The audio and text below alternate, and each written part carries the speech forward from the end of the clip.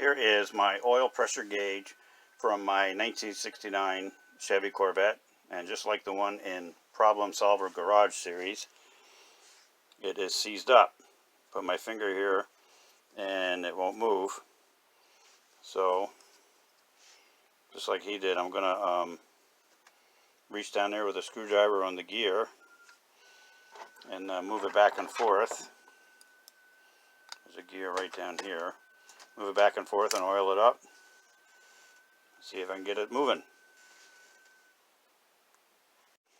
Only took a few minutes, but I went in there and moved the gear with a little pocket screwdriver and used some of this Lockies I've had kicking around the house for decades. This stuff's really black. That's why I have this here to protect my little towel and my workbench. So now it's springing back. And I didn't use any WD-40. I just went right with that Lockheed stuff. And I concentrated on the pivot points for the gear, like here, here, and here. And then there was another pivot point here and there. Problem Solver Garage put some down here behind the styrofoam. I did that. And just kept working it back and forth until I got it. I notice it's not zeroing out every time, but then it does if I just tap it. But that's minor. I might play with it some more, but I'm going to go put it back in. Well, I suffered a bit of a setback with the oil pressure gauge.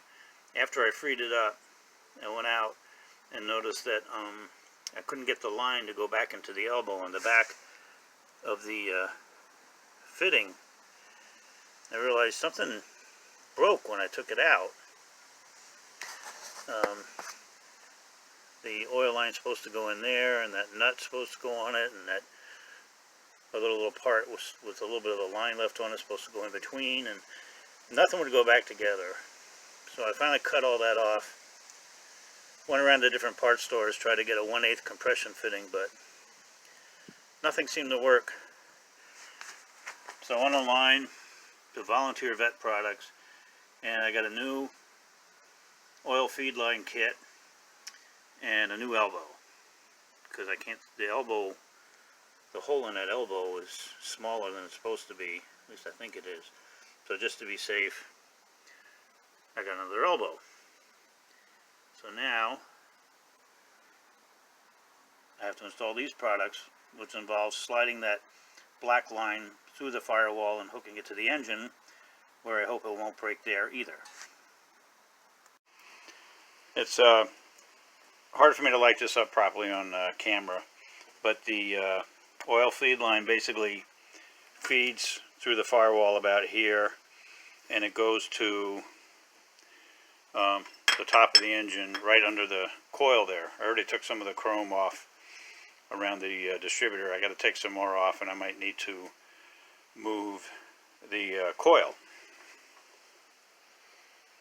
This is where it is in relation to the car here. So here's the oil feed line kit opened up. I had to take one end of it apart so I could feed it through the firewall. And I noticed the insert came out crooked. I slid it back in there, it seemed to be fine.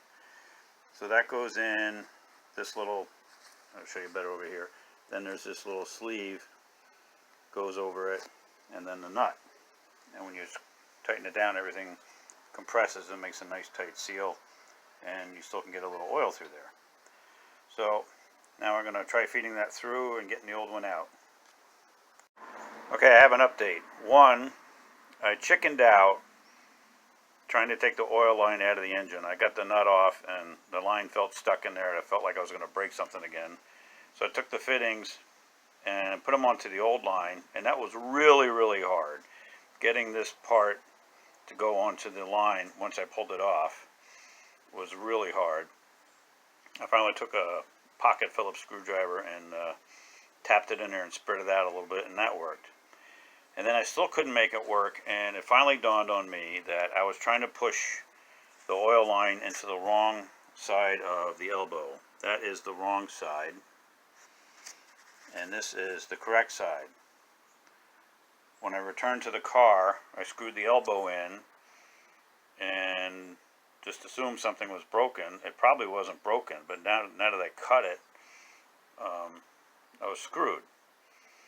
So the tapered end goes into the oil pressure gauge, and then the line, this line here, goes in there. You screw it down and it pulls that ring closer and makes a tight seal. So that's what I've done inside the car. Well, the elbow is out here still. My old elbow is probably fine, but I'm going to use the new one. So I'm going to go ahead and install everything, tighten it down, and test it out.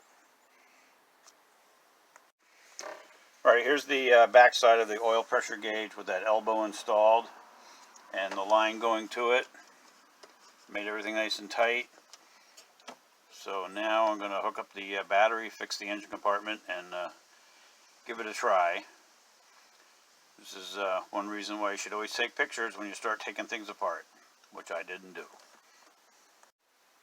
Okay, battery's hooked up. Everything's buttoned up under the hood, except for one piece of chrome so I can examine for leaks there. Let's give this thing a start.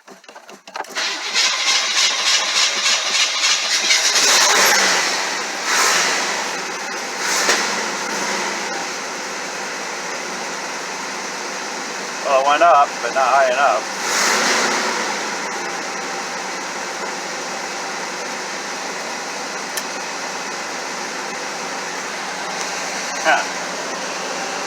Check for leaks.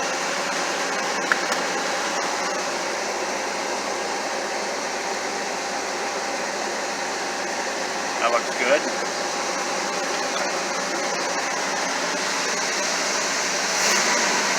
Well, I'll check under the hood for leaks and I have to call it.